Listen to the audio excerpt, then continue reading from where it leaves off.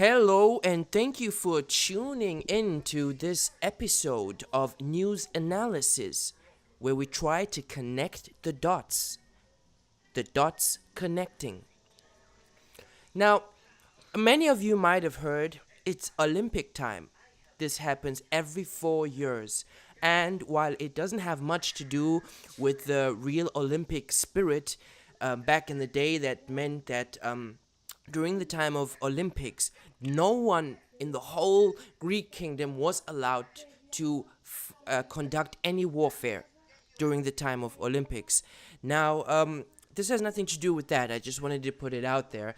So, what happened in Rio recently was that four American swimmers came under scrutiny for apparently fabricating a claim that they were robbed at a gas station at gunpoint in Rio de Janeiro.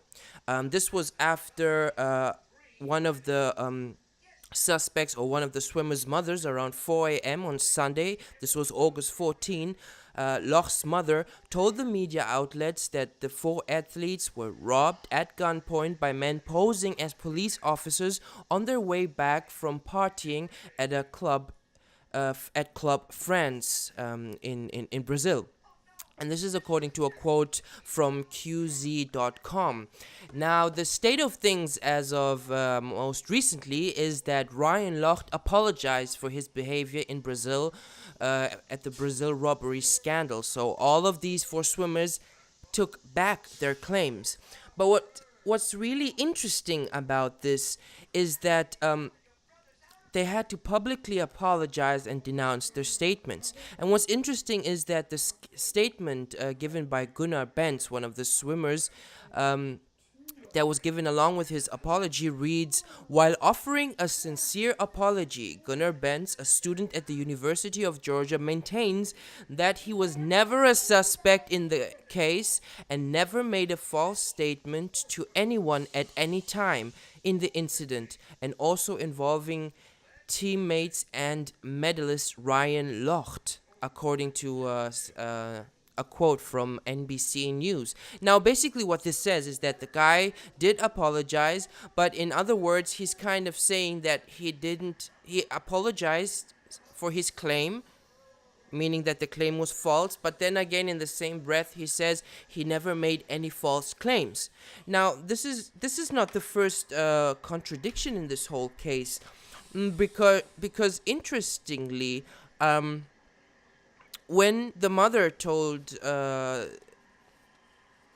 media about the four swimmers being robbed, the international committee denied the story, while at the same time the U.S. Olympic Committee confirmed the story, and this is according to Quartz.com. So what we know so far, the bizarre story behind Olympian Ryan Lochte's claim he was mugged at gunpoint in Rio, and we don't know much really. Because if we take into consideration the video footage, okay, what does the video footage show us? Well, the video footage does show the gas station. It shows the four guys going and running to their taxi, and it shows them trying to go to their taxi because what happened then, according to news reports, is that at this point a security guard approaches their taxi and asks the four men to get out of the car. And unfortunately, there is a 3-minute piece of the surveillance footage that is missing. A 3-minute piece that is missing, because previously the four swimmers claimed that their taxi was pulled over and they were robbed. And did that really happen, or did the four basically summarize their accounts in an emotional way of how they felt they were treated? Lochte had claimed that he and his teammates were held up at gunpoint, saying that one of the assailants cocked a gun and put it against his forehead. But the surveillance footage shows the four being seated on a sidewalk. They're going to be brought to a sidewalk. However, after that piece of surveillance footage, there is a 3-minute piece missing. And some believe that it is this 3-minute piece that's missing, that's like a 3-minute gap basically, that shows the part where they had a gun held against their head. See, there is footage missing in the surveillance footage. So while Gunnar Bentz in his public statement claims that after handing over $20, because this is what happens, they were sit down, and the security guard with a weapon forced the men to hand over. You see it here in the scene. The three are seated down, and he forces them to pay for vandalizing. Because this is another issue. You didn't see it in this Fox News footage. It seemed like it snapped over it. But before those three swimmers come out from behind that little alleyway, you can see one of them pulling down a plastic banner or something. And anyway. In his public statement, he claims that after handing over $20, because this is what the man holding a gun to them wanted, they were supposed to give him money, pay for what they did, and then they were allowed to go. And apparently they paid $20, which is 100 reals. Quote, they lowered the gun, and I used hand gestures to ask if it was okay to leave, and they said yes. This is according to Gunnar Bentz in a statement, also on NBC News. And according to the swimmers, it was in the missing time on the surveillance footage that a gun was held to their head, and they were forced to hand over $400. Now let's look at another viewpoint of the surveillance footage. This time from a NBCnews.com part. Now this is where Ryan Lochte, the swimmer, is talking about what happens. You see the guys walking to their car, and here's the part we didn't see on the Fox News. That little snap where he threw down something, and this is the door they apparently broke or vandalized. They of course denied those allegations, the security guy calling them, and this is where they're being seated down, where they apparently had to pay $50 in this statement and not 20, but they say, or their lawyer claims, that it was $400 that they supposedly were made to pay. So was this what they meant with being robbed? Is this what they meant with their taxi being held up and they being forced to, they're being robbed at gunpoint? Because if they really had to pay more, then, well, you could say it is robbery. But see, all of this, all right, looking at the footage, all of this brings up the question for me, all right? If these people are in a foreign country, okay, and they get drunk, and they go and they had to really pee badly, okay, the toilet was closed, so they went and peed in the bushes over there, okay, would you do that at home? Now, these are all things where I'm not saying that what happened is right, but first, in the beginning, I was leaning towards posting this as a conspiracy against the swimmers, because I was thinking about how much money does the International Olympic Committee make? Because they were actually the ones who first, when the allegations came out, denied everything, okay? But let's look at this. See, the International Olympic Committee is a company, Olympics Inc., and it's a $6 billion business. See, the last 4 years, 2005 to 2008, the International Olympic Committee, which are the owners, and it's controlled by Olympics Inc., generated nearly $6 billion of revenue. And for the next cycle, which is basically after that, revenues are on track to significantly be higher. And we have 2016 now, okay? So if revenues are going up, there's a lot at stake. Where does most of the revenue come from? Well, most of the revenue, as we see here, is split in two sides, which is the Olympic marketing revenue and the broadcasting revenue. So Olympic marketing has to do with your image.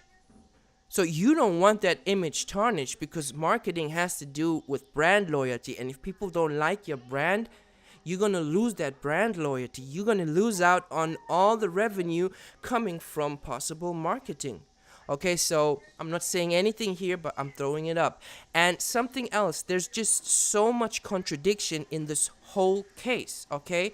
So much contradiction. Because while the Simmers claim to have been robbed at gunpoint, then the International Committee denies the story, while the U.S.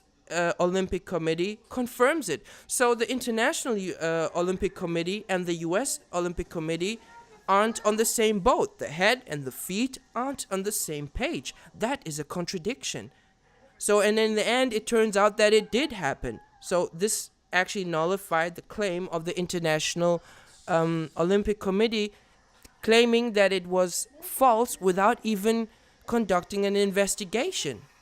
And while the police in Rio claim that the accounts of the 4 swimmers are false, there is a gap in the surveillance footage to clearly prove or deny their allegations that they were held at gunpoint, okay, with the gun held to their head.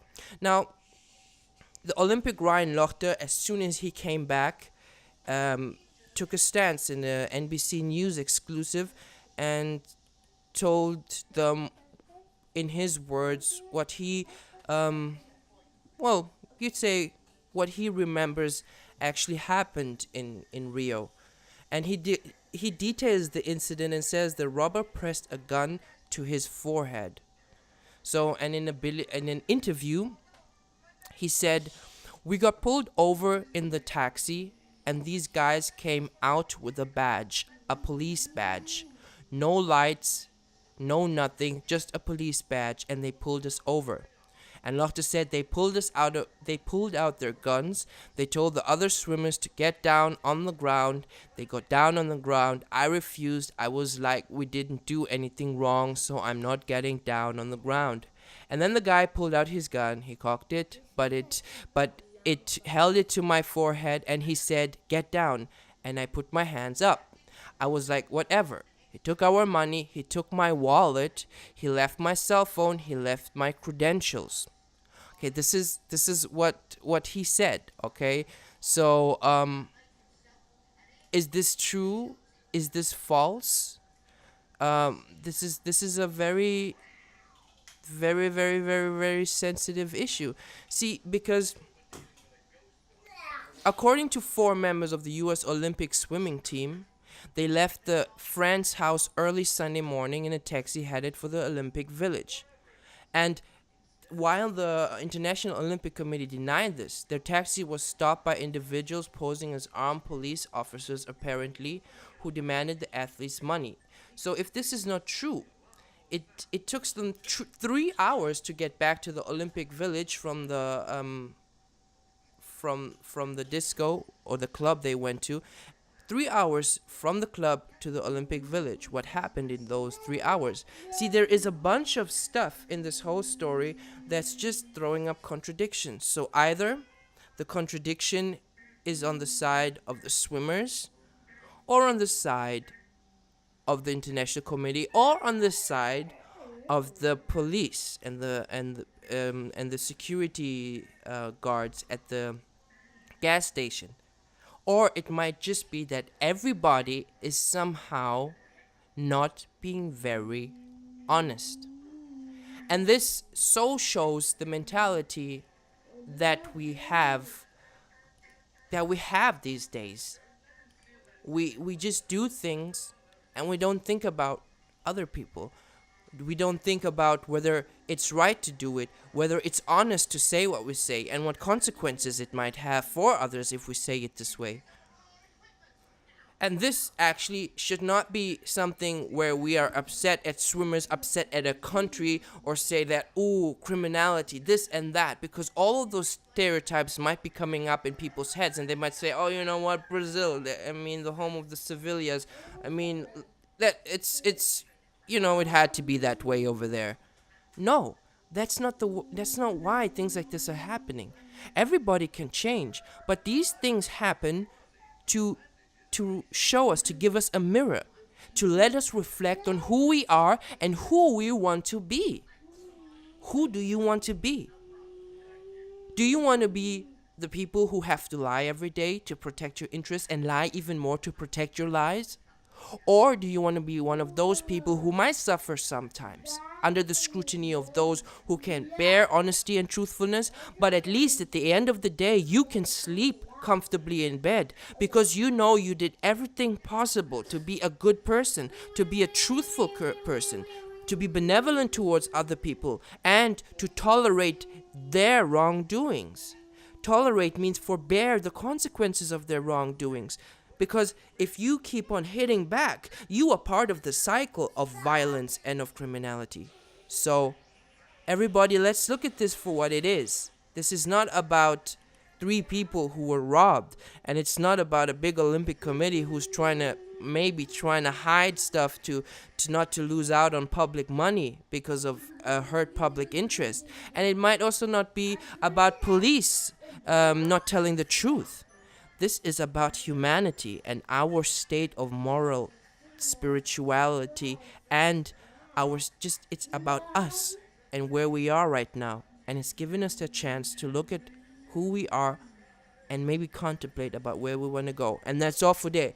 Thank you so much. If you've watched until here, thank you so much. I hope this has given you some insight and not made you upset at anyone or anything, because that's not what I want to do. I don't want to point fingers. I don't want to make you upset at anyone. I just want you to think about what's happening in the world and maybe try and change your life.